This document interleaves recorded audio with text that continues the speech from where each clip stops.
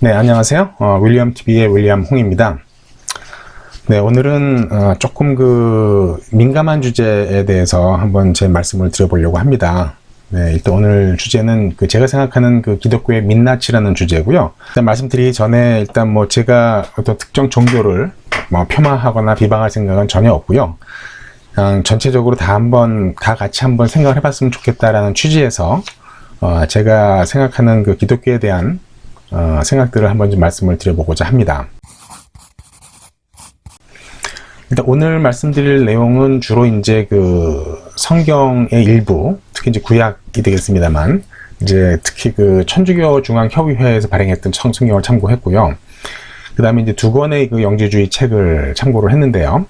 한 책은 이제 캐톨릭 신자 입장에서 쓴 책입니다. 송혜경 씨라고 굉장히 특출나신 분이더라고요. 한국 분인데도 불구하고 이제 콥트어라 그러죠. 콥트어를 이제 공부를 해서 이제 본인이 직접 콥트어로 된 어떤 성경 옛날 희귀 문헌들을 번역을 직접 하신 분인데, 이 한림성서연구원에서 2014년 나왔던 영지주의의 민낯이라는 책이랑요. 또 한 권은 이제 스티븐 윌러, 이분은 이제 지금 현재 영지주의 교회에, 미국 교회에 이제 주교죠. 이분이 쓰신 이것이 영지주의다라는 책을 참고를 했고요. 또 조금 독특한 책이긴 하지만은 카발라와 예수 그리고 성경이라는 김태양 씨가 쓴 책을 우연히 또 제가 알게 돼서 이 책에도 좋은 얘기들이 많더라고요. 그래서 이 내용도 좀 참고를 했고요. 또 제가 가장 영향을 많이 받았던 윤회의 본질이라는 책, 크리스토퍼 베이치라는 분이 쓰신 이 책도 많이 참고를 했습니다. 일단 바로 본론으로 들어가면은요. 일단 구약과 신약이 있지 않습니까? 지금 기독교라는 게. 그랬을 때 구약에서 비춰지는 하나님의 모습과 신약에서 비춰지는 하나님의 모습이 어떻게 다른지를 일단 먼저 조망을 해보고 어떤 말씀을 이어가도록 하겠습니다. 일단 먼저 신약에서 나오는 하나님의 모습은 여러분도 잘 아시다시피 자비의 신, 사랑의 신, 그리고 용서의 신으로 나오죠. 예수의 입을 빌어서 나왔던 많은 용서하고 사랑하는 네 이웃을 사랑하라, 내 원수를 사랑하라, 이런 어떤 이야기들. 그래서 어떤 사랑의 신, 용서의 신으로 이제 신약에서의 신은 대표가 되고요.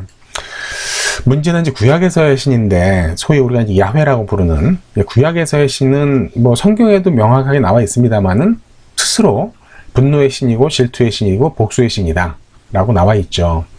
성경에는 율법의 신이라고는 얘기는 안 하지만 일부 교리들이 이제 이름을 그렇게 붙였죠. 율법의 신이라고. 그래서 이렇게 크게 굉장히 같은 하나님인데도 구약에서 비춰지는 모습과 신약에서 비춰지는 모습이 굉장히 다르다는 데서 이제 사실 기독교는 혼란을 좀 느끼고요. 여기서부터 이제 출발을 합니다. 그래서 지금 구약에서 방금 말씀드렸던 하나님의 예시를 몇 가지만 좀 살펴보면요. 이거 제 말씀이 아니라 이제 다 성경에 기록이 되어 있는 내용들이니까는요. 먼저 창세기 22장을 보시면은 이제 아브라함의 어떤 신앙심을 테스트하기 위해서 굉장히 귀하게 말년에 얻은 아들 이삭을 제물로 바칠 것을 요구를 하죠. 그랬을 때 아브라함이 결국은 이삭을 제물로 바치기 위해서 이제 이삭을 데리고 산으로 올라가지 않습니까? 그래서 이제 죽이려고 하는 찰나에 하나님이 이제 잠깐 멈춰라, 스탑 하고 이제 말씀하시면서 이제 익히 알겠다. 네가 어느 정도로 나에 대해서 충성심이 강한지를 알겠으니 너와 너의 자식들에게 엄청난 복을 내리겠다. 이런 얘기가 나오고요. 두 번째는 이제 탈출기 13장 3절 쪽에 보시면은 이스라엘 자손 가운데 맏배는 모두 나에게 봉헌하라. 사람뿐 아니라 짐승의 맏배도 모두 나의 것이다. 그래서 이제 소위 장자 또는 제일 먼저 나온 거, 곡식으로 치면 햇곡식이 되겠습니다만은, 이런 첫 번째 수확한 것, 첫 번째 나온 것들은 다, 좋은 것들은 다 내 거다. 때문에 나한테 모두 바쳐라. 라는 얘기가 여기뿐 아니라, 이제 도처에 여기저기 이제 구약에 많이 나오고요.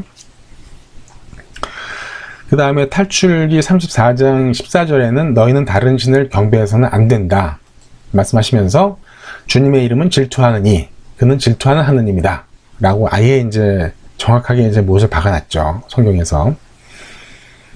그 다음에 이제 또 레위기에서도 보면은 너희가 내 말을 안 듣고 모든 계명을 위반하게 되면 내가 7배로 너를 벌하겠다 라고 아주 구체적으로 숫자까지도 제시를 하고요. 그래서 결국 여기까지 나온 말씀들을 좀 종합을 하면 하나님의 말씀, 내 말을 잘 들으면 복을 주고 평안히 살게 해주겠지만, 만약에 너희가 내 말을 안 듣고 계명을 위반하거나 하면 7배로 벌을 하고 끝내는 죽여버리겠다. 또 나를 항상 흠모하고 나의 율법에 복종하며 짐승이든 사람이든 맛배는 모두 나에게 갖춰라. 이런 어떤 말씀들이거든요. 모르겠어요. 이제 이게 기독교에 취한 분들 입장에서는 이런 말씀이 당연하게 받아들일 수도 있겠지만, 기독교를 종교학으로 연구를 하거나 어떤 프레시한 시각으로 봤을 때에는 정말 받아들이기 좀 힘든 부분들이긴 하죠, 사실은. 조금 더 살펴보면은요, 시편에는 어떤 구절들이 있냐면은요, 바빌론아, 너 파괴자야. 이렇게 하시고, 행복하여라. 내가 우리에게 행한 대로 너에게 되갚느니 행복하여라. 여기서 말하는 되갚는 이는 하나님이죠.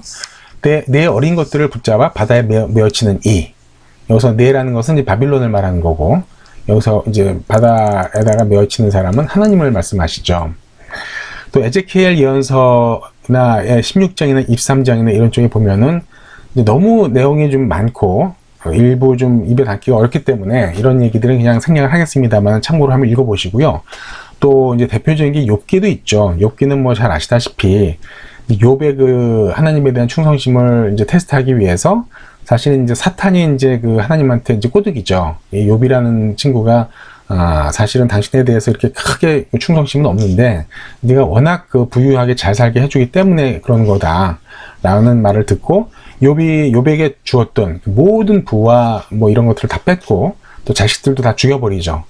그래도 욥이 본인의 하나님에 대한 충성심을 잃지 않자 결국에는 욥에게 굉장히 몹쓸 병을 또 줘가지고 온몸에 이제 부스럼이 든는 그런 굉장히 무서운 병을 줘서 이제 욥이 그래도 이제 울며 불며 이제 하나님한테 선처를 호소하니까 나중에 이제 다시 이제 원상태로 돌려주고 또 더 많은 복을 줬다고는 나오지만 어쨌든 그렇게 이제 본인의 충성심을 희생하기 위해서 엄청난 고통을 주고 확인을 하고 한다는 작업 자체가 이게 사실은 어떻게 보면은 좀 굉장히 외람된 얘기지만은 조폭 조직에서 하는 거랑 똑같잖아요. 그러니까 소위 일본 말로 이제 오야붕, 꼬붕 관계. 내가 이제 어떤 조직의 장이라 그랬을 때 밑에 부하들한테 나에 대한 절대 충성을 서약을 하고 그렇게 했을 때는 내가 너한테 모든 것들을 보호해주고 잘 살게 해주겠지만 만약에 나를 배신하는 순간에 너는 이제 7배로 되갚아주겠다. 뭐 이런 같은 개념이기 때문에 참 받아들이기가 쉽지가 않습니다. 그리고 이제 융은 이제 이 욥기를 보고 이제 Answer to 욥이라는 이제 책을 썼죠. 그래서 결국 하나님에게는 좋은 면뿐 아니라 나쁜 면도 있기 때문에 삼위일체가 아니라 악을 포함시킨 사위일체여야 되는 게 아니냐라는 주장을 또 하기도 합니다. 이 책에서. 자, 그 다음에 이제 구약의 하나님은 심지어 이제 초기 기독교에 많은 교부들조차도 혼란에 빠뜨립니다. 어떻게 이렇게 신약에서 나오는 신, 자비와 사랑과 용서의 신과 하나님과 구약에서 말하는 신, 복수의 신, 선민의 신, 여기서 선민이라 하면 이제 어떤 이스라엘 민족들만에게 복을 주지 않습니까? 또 질투의 신은 왜 이렇게 다를까라는 거에 대해서 이제 혼란이 빠지고요. 또 한 가지는 이제 중세시대 때까지는 카톨릭 교회가 일반 신자들에게는 함부로 성경을 못 읽게 막았다고 책에는 전하더라고요. 왜냐하면 이런 내용들을 잘못 읽게 되면 또 저같이 혼란에 빠질 수가 있기 때문에 일반 무지한 백성들에게는 함부로 성경을 읽지 못하고 교리를 만들어서 그 교리에 대한 부분만 이제 전파를 시켰죠. 급기야에는 이제 폰투스라는 지역의 주교 마르키온, 아주 유명한 분이죠. 이분은 150년경에 구약의 하나님과 신약의 하나님을 구분해서 기독교 정경에서 구약을 아예 뺄 것을 주장을 하게 됩니다. 물론 이 마르키온이라는 분은 이제 뒤에 설명드릴 영주주의 성향을 많이 가진 분이긴 합니다만은 어쨌든 주교입니다. 이분도 기독교의 주교인데 일단은 구약에서의 하나님을 빼자, 기독교 정경에서 아예 구약을 빼자라는 걸 주장을 일단은 물론 안 받아들였지만 이제 진행하고요. 그래서 이분이 주장한 것은 예수님의 하나님이 선하신 분이고 최상의 신일 뿐이고 구약의 하나님은 단지 율법의 신일 뿐이다 라는 또 유명한 얘기를 하죠. 그래서 지금 제가 드는 근본적인 질문, 또 제가 사실은 기독교를 이렇게 함부로 교인이라고 받아들이기 어려운 부분이 바로 여기 있는데 제가 이제 구약과 신약을 읽으면서 왜 예수 이후에, 저는 예수님은 사실은 받아들이거든요. 영접을 했고요. 물론 이제 제가 예수님을 신으로 받아들이진 않습니다만, 어쨌든 예수님이 설파했던 희생과 사랑이라는 정신에 대해서는 정말 눈물 나도록 정말 저도 존경을 하고, 제 인생에 정말 큰 어떤 멘토지만, 그래서 신약을 읽었을 때는 별로 거부감이 없었지만, 왜 구약까지도 포함을 시켰을까? 그냥 구약을 빼고, 그냥 신약, 예수님 탄생 이후부터의 부분만을 가지고 그냥 예수교라는 이름으로 그냥 새로운 종교를 만들지, 왜 구약을 경전으로 포함시켰을까라는 의문을 지울 수가 없었어요. 이 물음을 굉장히 오랫동안 갖고 있었었는데, 마침내 이거를 이제 카발라와 예수 그리고 성경이라는 책을 통해서 여기서 하나의 단초를 제가 발견하게 됩니다. 그 책에서는 이렇게 썼더라고요. 신약과 많이 다른 구약을 교부들이 경전으로 받아들인 이유는 예수의 정통성을 확보하기 위해서다. 무슨 말씀인가 하면, 유대 사회에서는 결국 다윗의 자손에서 메시아가 나올 것이라는 믿음이 있었다. 다윗은 이제 아브라함의 13대 손으로 지금 되어 있고요. 이렇게 되어 있기 때문에 결국은 이제 신약에서 특히 마태나 누가복음에서 예수의 가계도를 굉장히 이제 많이 장황하게 나열을 하면서 예수가 다윗의 후손임을 보여주려고 하였다. 그래서 예수의 정통성을 확보하기 위해서 구약을 넣었다라는 어떤 설이 있는데, 이건 설일 뿐입니다. 네, 정통적으로 이제 채택되는 것도 아니고요. 근데 어쨌든 제가 궁금해했던 부분에 대해서 나름대로 어떤 답변을 준 내용이기 때문에 여기서 한번 소개를 해드립니다. 그 다음에 초기 기독교 변천사를 보시면은요, 초기 기독교라 하면은 이제 예수 사후 한 2, 3세기까지입니다. 그러니까는, 정확하게 말씀드리면은 이제 기독교가 로마에서 공인을 받고 이제 국교가 되기 전 단계인데, 이때는 다양한 어떤 계파나 내용들이 이제 서로 간에 이제 더불어 공존을 했던 시대고요. 특히 이제 이때 윤회를 인정하였던 영주주의 학파가 상당히 이제 중요한 어떤 역할을 하죠. 그래서 굉장히 다양한 이야기들이 많이 이제 있었었고요.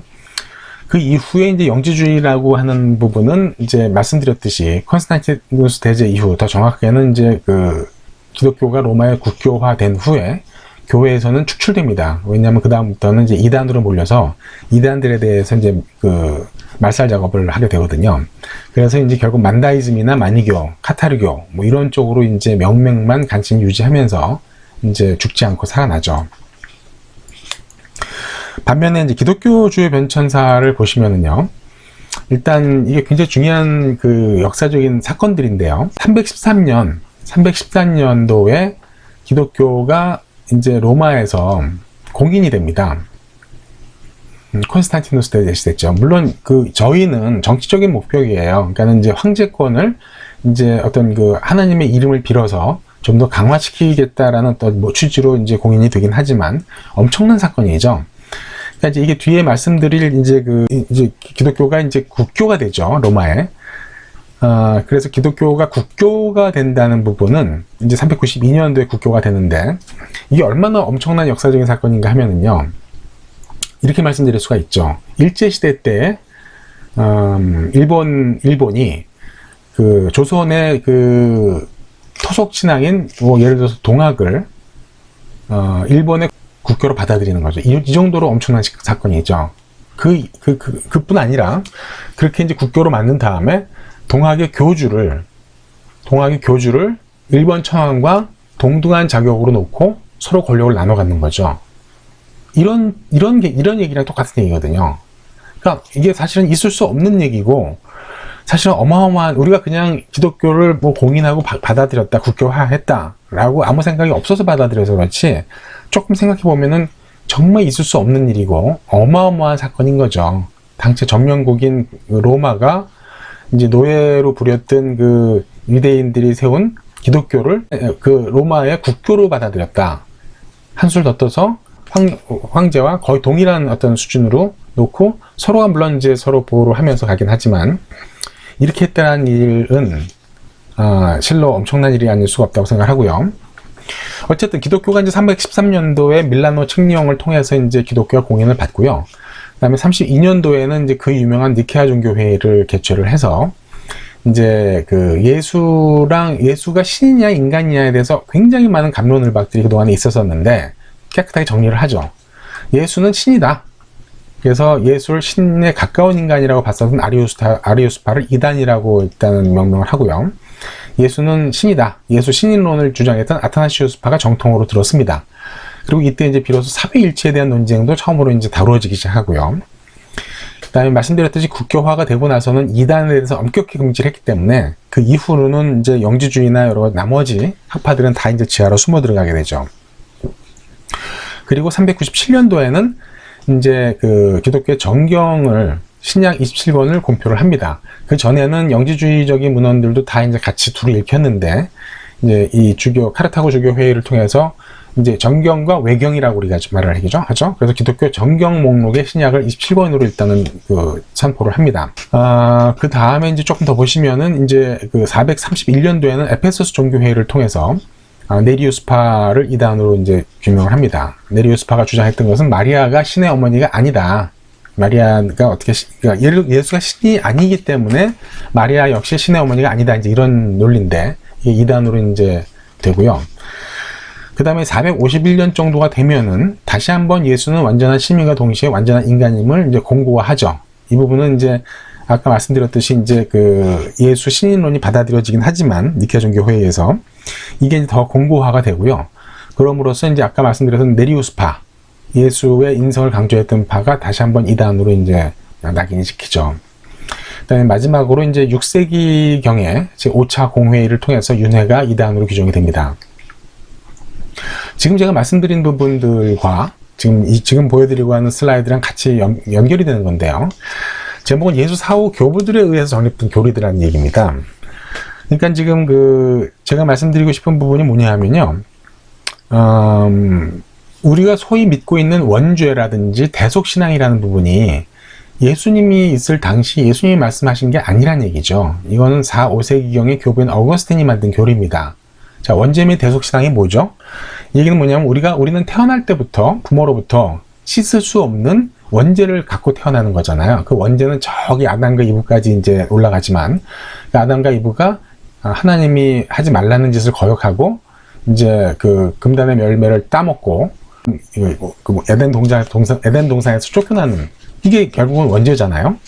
이거를 우리는 태어날 때부터 부모로부터 물려받아서 이제 갖고서 태어나는 거고 결국은 신의 아들이신 예수님이 이 땅에 태어나서 이런 어떤 그 원죄를 우리를 구원하기 위해서 아무런 죄가 없는 예수님이 그 깨끗한 피로써 이제 그 대신 희생을 하였다. 이게 대속신앙인데 예수는 그런 얘기를 한 적이 없죠. 원죄에 대한 얘기도 한 적이 없고요. 본인이 그렇게 어떤 너희들을 위해서 내가 죽기 위해서 왔다는 얘기를 한 것도 없고요. 이거는 다 인간인 교부들이 4세기나 5세기 정도 돼서 만든 교리이고요. 바로 지금 그리고 또 한 가지는 이제 그 믿음을 통한 구원, 믿음 또는 회개를 통한 구원. 이 두 가지가 제가 보기에는 기독교가 이 두 가지의 어떤 그 큰 교리를 통해서 오랫동안 인류사를 이제 지배를 하죠. 이 믿음을 통한 구원이라는 부분은 뭐냐 하면은 내가 평생 나쁜 짓만 하고 살다가도 죽기 1분 전에 나 예수 믿습니다. 그리고 내가 그동안은 한 모든 짓들을 회개합니다. 라고 하면 그 사람은 구원을 받아서 천당 가서 영생을 얻는 겁니다. 그러니까 이게 이제 마치 그 윤회론을 믿는 불교 신자들이 보면 미치고 팔짝 뛸 노릇이죠. 이게 평생 나쁜 짓을 하다가 1분 딱 내가 회개한다고 해서 구원을 받는 거라는 게 그 평생 자기가 지은 업에 대해서는 두고 것이 없어질 때까지 갚아야 된다라는 그 윤회론, 그 업보서를 믿는 입장에서는 정말 기가 찰 노릇인 거죠. 그러면 만약에 믿음을 통해서만 구원을 얻을 수 있다 그러면 우리가 항상 우스갯소리로 하는 얘기가 옛날 과거에 이순신 장군님은 지금 지옥의 끓는 불 속에서 고통을 받고 있어야 되는 게 맞는 거잖아요. 근데 과연 그렇겠냐는 얘기죠. 그래서 제가 지금 말씀드리고 싶은 부분들은 이게 예수님의 말씀이 아니고 예수가 돌아가신 다음에 교부들에 의해서 다 정립된 교리란 얘기죠. 뭐 천당, 지옥, 연역개념도 마찬가지고요. 또 마리아가 동정녀라는 부분도 결국은 예수 사후에 교부들에 의해서 정립된 교리고요. 또 예수가 신이냐 인간이냐에 대해서 말씀드렸듯이 굉장히 많은 갑론을박이 있었습니다. 그 다음에 결국 니케아 공회의에서 예수는 신이다 결정이 났고 칼케톤 공회에서 더 공고가 됐다고 말씀드렸고 똑같이 삼위일체, 성부, 성자, 성령의 개념도 이제 결국은 수백 년 동안 이제 그 논쟁을 통해서 결국 확정된 개념들이기 때문에 이걸 다시 말하면 결국은 다수결의 원칙에 의해서 예수는 신이 된 셈이에요. 그죠? 뭐 예수가 본인이 스스로 나는 신이다라고 얘기를 한 적은 없지만 그 예수 사후에 그 캐톨릭 교부들에 의해서 논쟁을 통해서 너는 이단이다, 너는 정통이다 이런 식으로 이제 다수결에 의해서 결정이 됐죠. 그래서 하여튼 이런 부분들도 정확하게 좀 아실 필요가 있고요. 그 다음에 기독교 교부들의 영혼에 대한 학설은요, 크게 이제 세 가지로 이제 나오는데요. 영혼 선제설, 창조설, 유전설. 선제설은 이미 이제 그 윤회랑 같은 개념이에요. 이미 창조된 영혼이 죽지 않고 출생시 육체로 들어왔다가 죽은 다음에 다시 이제 빠져나와 있다가 다시 또 돌아온다. 이제 이게 불교나 힌두교에서 말하는 부분이고요. 그래서 기독교는 이걸 지금 현재 안 받아들이고 있죠. 영혼 창조설은 뭐냐면은 출생 시 하나님의 영혼이 매번 창조된다. 때문에 이제 그 다음에 이제 죽고 나면은 하나님한테 가서 심판을 받고 지옥이나 천당으로 간다. 이런 얘기고요. 영혼 유전설은 이제 원죄를 설명하기 위해서 만들어진 이론인데요. 그러니까는 우리가 태어나면서부터 부모로부터 어떤 그 평생 씻을 수 없는 원죄를 같이 함께 물려받는다는 얘기죠. 이게 영혼 유전설이라고 또 표현이 되어 있고요. 그 다음에 우리는 그렇기 때문에 결국은 예수님의 말씀이 뭔지, 그 예수님의 말씀을 우리가 복음이라 그러잖아요. 그 복음에 일단 치중할 수밖에 없죠. 그랬을 때 우리가 이제 아시다시피 마태, 마가, 누가, 요한이라는 4개의 복음이 신약에 있는데요. 일단 그 중에서 마가복음이 이 4개 복음의 원형으로 일단 우리가 추정을 하고 있습니다. 그리고 우리가 아직 발견되지 않았던 Q 코덱스, Q 경전이라고 우리가 보통 표현을 하는데, 이 Q 코덱스와 함께 마가복음이 원형으로 본다. 그래서 여기서 예수의 순환과 부활을 제시를 했고, 쓰여진 연대는 예수님이 돌아가시고 나서 이제 서기 70년에서 110년 정도로 추정을 하고요. 그 다음에 누가 마태복음은 90에서 135년 정도로 추정을 하고, 여기서는 예수의 동정녀 탄생, 예수의 족보, 이제 특히 이제 그 유대교와의 어떤 그 다윗 자손임을 어떤 연기하는 유년설화 부활 이야기들이 나오고요. 마태복음도 이제 90에서 135년으로 추정이 되는데, 철저하게 유태인 시각에서 유태인을 위해서 편찬된 예수복음을 철저히 구약과 관련시키려고 한다. 아까 말씀드렸던 내용이랑 같습니다. 그래서 누가복음과 마태복음에서 예수에 대한 족보에 대한 얘기들이 많이 나오죠. 그 다윗의 자손이라는 부분들을 강조하기 위해서. 그다음 요한복음은 맨 마지막에 쓰인 거로 추정이 되고요. 나머지 공관복음과는 많이 다른 새로운 형태의 복음서, 다른 문체고 또 이 나머지 복음에 없는 내용들이 새로 추가가 되는 내용들이 있죠. 이렇게 이제 그 같은 기독교의 복음이라 하더라도 조금씩 그 쓴 사람들의 어떤 그 주관이나 이런 것들이 첨삭이 됨으로써 내용이 조금씩 다르고 또 연대도 상당히 차이가 납니다. 어쨌든 중요한 것은 예수가 돌아가시고 나서 이제 구전으로 되어 있던 내용들을 가지고 결국은 이제 성서가 쓰여졌다는 부분이고요. 이게 이제 그러니까 전래되어 오면서 계속 이제 뭔가 이제 조금씩 변형이 되는 그런 부분들이 있기 때문에,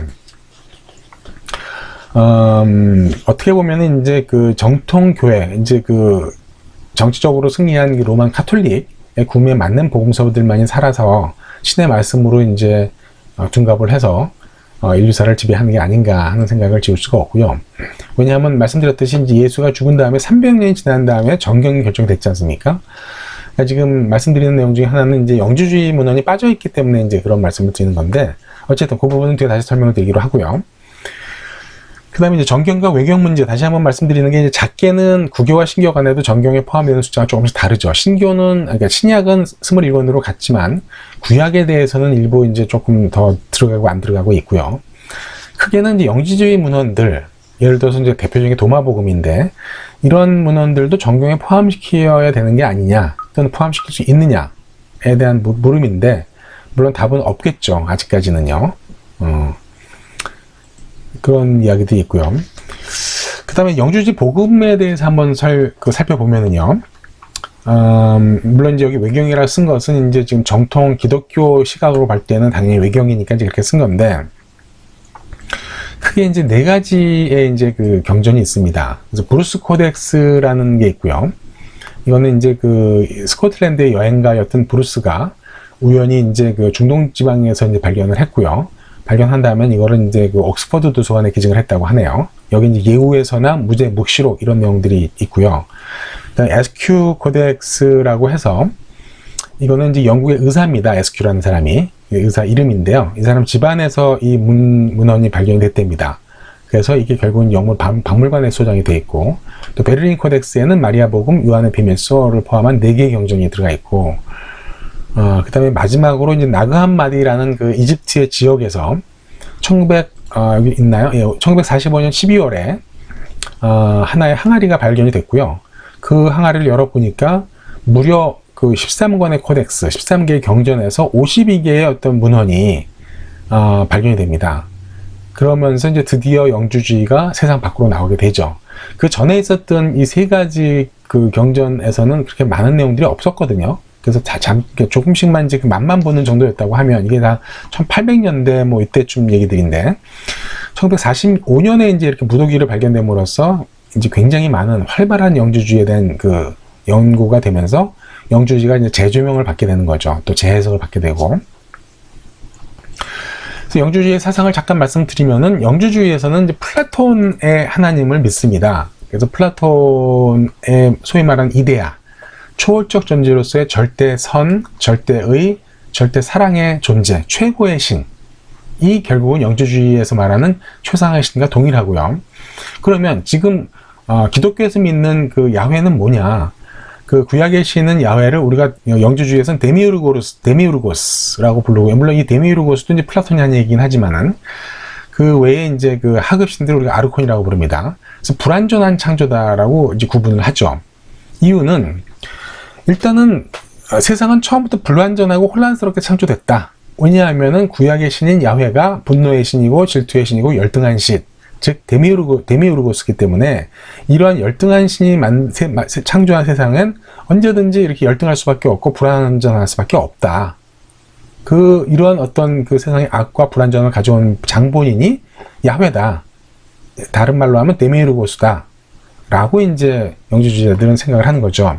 그리고 소위 플라톤이 말하는 최상의 신이 존재하고 이 신이 우리가 믿는 신이다. 이렇게 이제 얘기를 하는 거죠.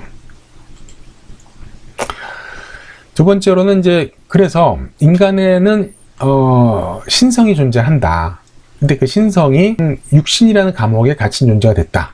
그래서 이제 너시스, 지난 시간에 말했던 그 깨달음이죠. 어떤 자기 성찰이나 이런 것들을 통해서 원래의 영이 고향인 플레로마로 돌아갈 수 있게 되고, 이런 과정에 있어서 예수가 조력자다. 또 깨달음을 얻을 때까지는 계속 윤회를 반복한다. 그래서 깨달은 사람들은 더 이상 윤회하지 않는다.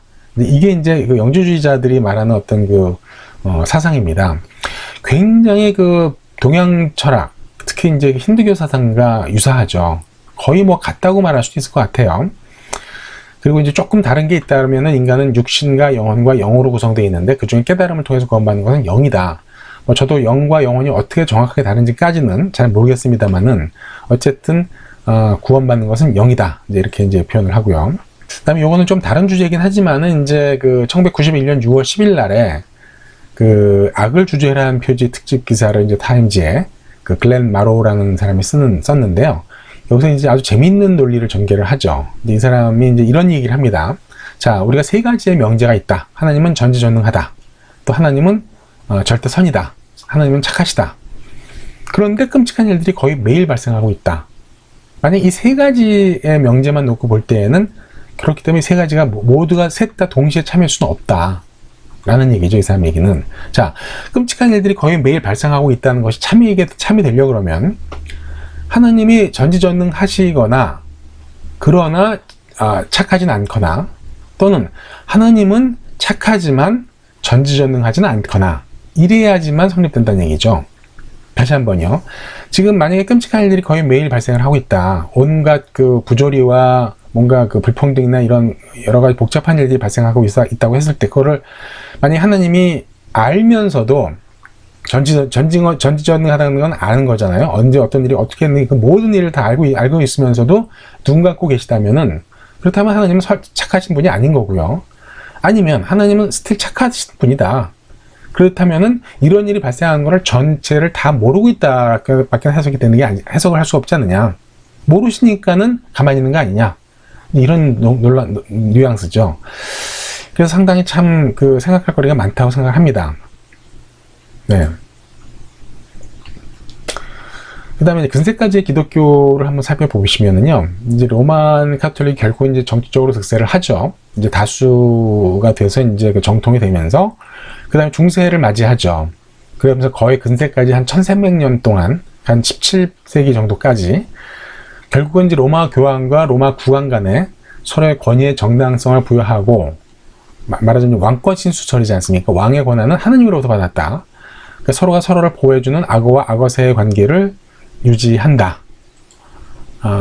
그래서 때로는 왕은 교황의 시녀, 때로는 교황은 왕의 시녀 역할을 하면서 점점 일반인들의 삶과는 멀어지면서 세속화, 정치 권력화하게 된다라는 말씀이죠. 그러니까 왕은 교황의 시녀. 이게 이제 뭐 역사적으로 보면 이제 카노사의 굴욕이라는 부분이죠. 뭐 제가 여기서 그런 역사적인 것까지 다 장황하게 설명드릴 필요는 없을 것 같고요. 이제 카노사의 굴욕, 이제 왕이 이제 함부로 성직자 임명을 했는데 교황인 이 부분에 대해서 발끈해서 왕을 파면시켜버리죠.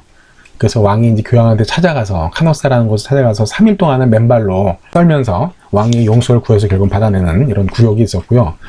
또 교황은 왕의 시녀라는 부분은 이제 우리가 아비뇽 유수죠, 역사적으로. 그래서 이제 프랑스 왕이 교황들을 로마 교황청에서 아비뇽으로 이제 쫓아내서 거기서 한 70년 동안은 이제 살게 하고 못 나오게 하는, 어쨌든 그런 역사적인 사건들이 있기 때문에 때로는 왕은 교황의 시녀, 때로는 교황은 왕의 시녀 역할을 하면서 점점 일반인들의 삶과는 멀어지지 않았나, 근세까지.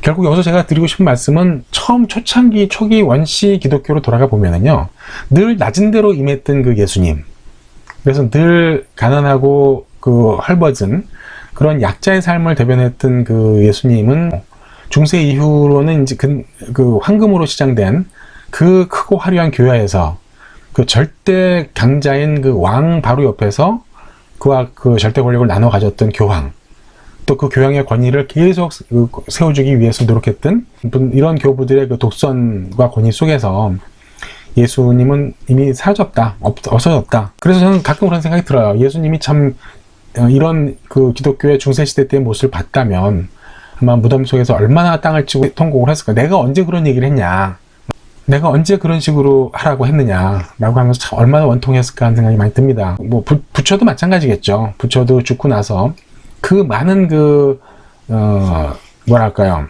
교파들, 또 부처의 이름을 팔면서 자기의 어떤 권위를 지키려고 했던 많은 사람들의 어떤 소위 말하는 사이비적인 이야기를 들으면서 얼마나 답답했을 거예요. 내가 진짜인데, 나는 그런 얘기 한 적이 없는데, 내 뜻은 그게 아니었는데. 그래서 부처든 예수든 참 답답할 거라고 생각이 많이 듭니다. 그런 생각을 많이 해보고요. 그러니까 조금 더 부연을 하면은 그런 거잖아요. 처음에 원시 기독교 상황에서는 예수님이라는 게 결국은 로마의 식민 지배 하에서 노예로 살던 그런 유대인들에게 아무런 꿈과 희망이 없었는데, 그런 분들에게 꿈과 희망을 주고 원수를 사랑하고 네 이웃을 사랑하고 서로를 아끼고 이끌어주는 어떤 그러한 메시지를 주로 온 게 사실은 메인인데, 복음에 보면 그런 내용밖에 없잖아요. 부자가 하늘나라 가기는 낙타가 바늘구멍 들어가는 것보다 더 힘들다, 뭐 이런 얘기도 하시고요. 그러던 것이 결국은 중세를 거치면서 왕과 교황이 서로 짝짝꿍이 돼서 서로가 서로의 권력을 지켜주는 그 사이에서 일반 서민들의 삶, 일반 농민들의 삶은 없어졌죠. 어쨌든 더 이상 이제 뭐 얘기하다 보면 너무 길어질 것 같으니까요. 그 이후인 십자군 전쟁과 종교전쟁, 종교개혁을 거쳐서 지금에 이르게 됩니다. 그 다음에 기독교 영지주의 변천사도 잠깐 살펴보시면은요, 영지주의가 이제 그렇게 박해를 받다가 그래도 꾸준히 살아남아서 중세 성전, 이제 십자군 전쟁 때는 이제 템플 기사단으로도 활동을 했고요. 프리메이슨 뭐 이런 쪽, 또 종교개혁, 계몽주의, 낭만주의 등에 두루두루 영향을 주고요. 19세기에는 이제 드디어 이제 블라바츠카나 미드가 이제 러시아에서 만든 신지회라는 어떤 조직에도 많은 영향을 주고요. 또 가장 최근에는 이제 칼 구스타프 융의 사상까지에도 영향을 줍니다. 그래서 이제 마지막 영지주의자라는 칭호를 받죠, 융은요. 그러고 나서도 이제 뉴 에이지라는 어떤 이름으로 해서 우리가 알고 있는 많은 자기 개발서, 뭐 내가 믿는 대로 내 인생이 바뀔 것이다 라는 내용들도 많은 이런 쪽에 많은 그 영감을 주고요. 아직도 면면이 살아있죠. 어떤 종교로서 살아있다기보다는 생활 철학으로서 이제 많이 살아있고, 또 종교로서도 물론 지금 영주주의 교회가 있습니다, 미국에는. 어쨌든 이런 어떤 새로운 트렌드들이 나와서 굉장히 많은 저서들이 나오고, 불교와 함께 이제 서구에 이제 자리 잡게 되죠. 뭐, 이 부분 아까 말씀드렸던 얘기고요.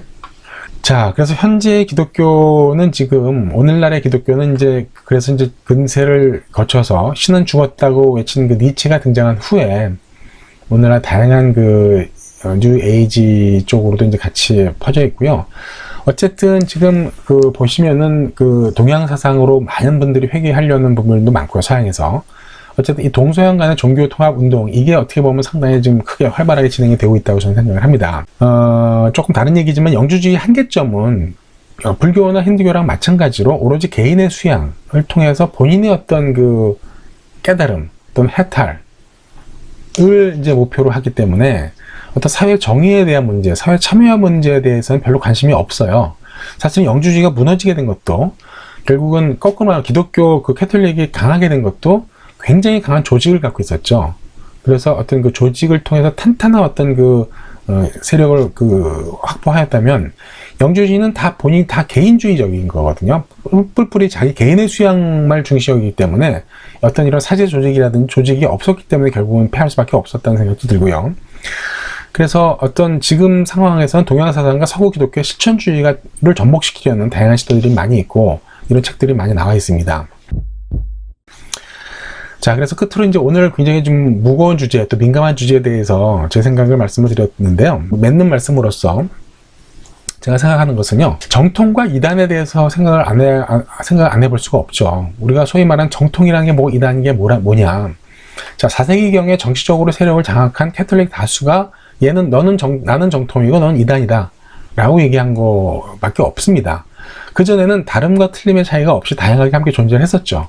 단지 정통은 주류고 이단은 비주류일 뿐이지, 이게 정통이 옳은 거고 이단은 그른 거, 옳고 그름이 아니었는데 이게 좀 섞여 있다는 얘기예요. 다르다는 것과 틀리다는 것은 뭐로 말하면 더 정확한데요.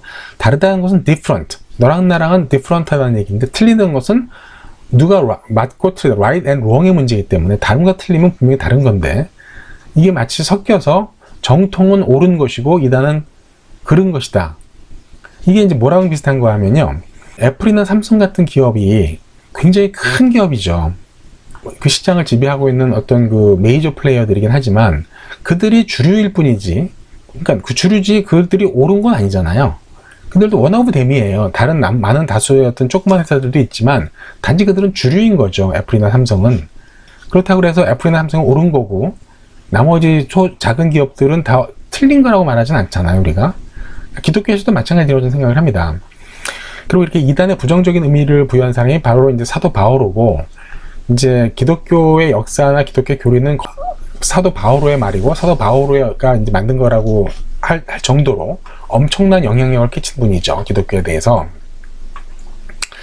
그래서 다시 한번 강조하지만은 다름과 틀림의 차이를 우리가 분명히 인식을 해서, 내가 믿는 종교 외의 모든 종교들, 뭐 그러니까 기독교 내에서도 마찬가지지만 캐톨릭만이 옳고 나머지 틀리다, 또는 기독교만이 옳고 나머지 종교는 틀리다가 아니라 다른, 너랑 나랑은 다른 것이다 라고 인정할 수 있는 열린 마음을 갖는 것이 굉장히 중요하고, 점점 이런 쪽으로 지금 그 세상의 흐름이 바뀌어가고 있다고 생각을 하고요.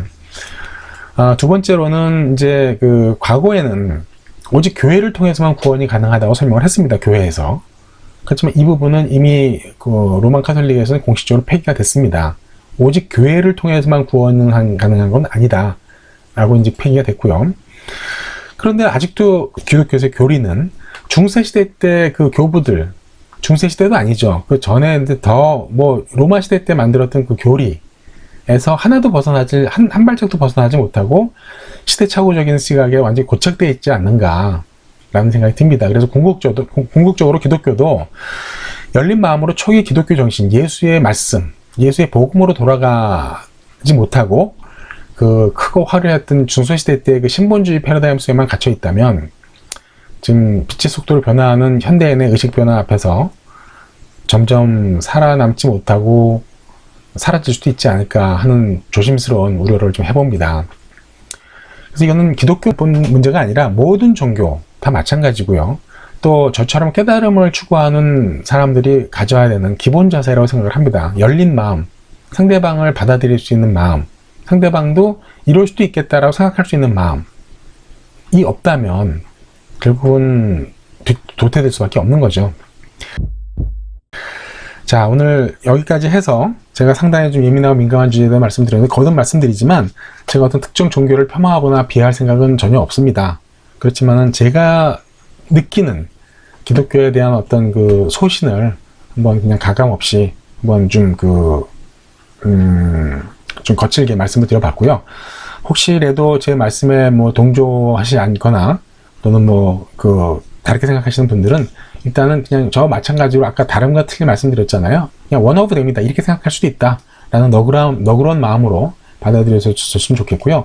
혹시 제 말씀이 조금이라도 자극이 돼서 기독교에 대해서 좀 더 열린 마음과 긍정 마음으로 생각을 해서 초기 예수님의 말씀으로 돌아가서 그분이 말씀하셨던 게 뭔지에 대한 부분들을 더 공부하고 싶은 부분들은요, 영지주의 문헌들에 대해서도 한번 관심을 갖고 한번 봐주시기를 부탁을 드립니다. 네, 오늘은 여기까지 하고요. 다음 동영상에서 뵙도록 하겠습니다. 감사합니다.